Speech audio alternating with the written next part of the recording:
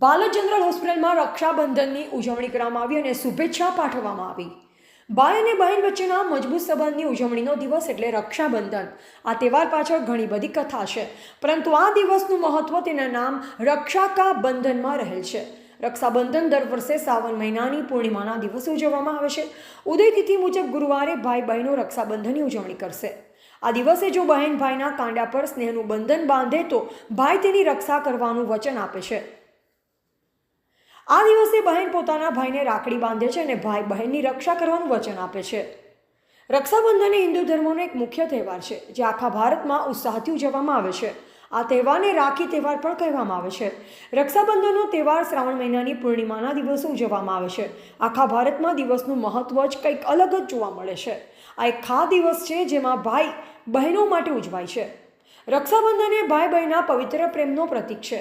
આની જેમ ભારતમાં ભાઈ બહેનોમાં પ્રેમ અને ભરતની ભૂમિકા વ્યક્ત કરવાનો એક દિવસ નથી, પરંતુ રક્ષાબંધનના હિસ્ટોરિકલ, ઐતિહાસિક અને ધાર્મિક મહત્વને લીધે આ દિવસ ખૂબ જ મહત્વનો બની ગયો છે। રક્ષાબંધનનો તહેવાર ખાસ કરી ભાવનાઓ અને સંવેદનાઓનો તહેવાર હોય છે। એક બંધન જે બે લોકોના સ્નેહના દોરા સાથે જોડે છે। રક્ષાબંધન રક્ષણ આપવાના વચનનું પ્રતીક છે। તહેવારનું મહત્વ હકીકત પરથી લગાવી શકાય છે કે તે ભાઈ બહેનના સંબંધોને મજબૂત બનાવે છે। જેથી આ રાખડીનો દોરો પવિત્ર માનવામાં આવે છે, કારણ કે તેની બહેનને કરેલા વચનની યાદ અપાવે છે કે તેના મૃત્યુ સુધી રક્ષા કરશે। ટીવી18 ન્યૂઝ નેટવર્ક સાથે બ્યુરો હેડ બસર ચિસ્તી, આણંદ। મારું નામ ડૉક્ટર પ્રાચી વાણી છે। હું બાલાજી જનરલ હોસ્પિટલમાં પીડિયાટ્રિશિયન તરીકેની સેવા નિભાવું છું। આ શ્રાવણ માસમાં આવતા રક્ષાબંધનના તહેવાર જે તારીખ 19 ઓગસ્ટે છે, તેની માટે ભારતીય ભાઈ તથા બહેનોને રક્ષાબંધનની ખૂબ ખૂબ શુભેચ્છાઓ।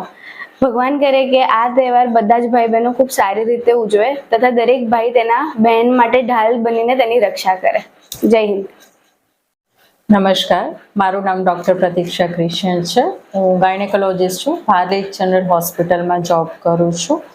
અત્યારે શ્રાવણ માસમાં જે રક્ષાબંધનનો તહેવાર આવે છે, એના માટે દરેક ભારતીય ભાઈ બહેનોને રક્ષાબંધનની શુભેચ્છા પાઠવવામાં આવે છે અમારા દરેક તરફથી, અને દરેક ભાઈઓ બહેનોની રક્ષા કરતા રહે એવી આશા રાખીએ છીએ। Thank you.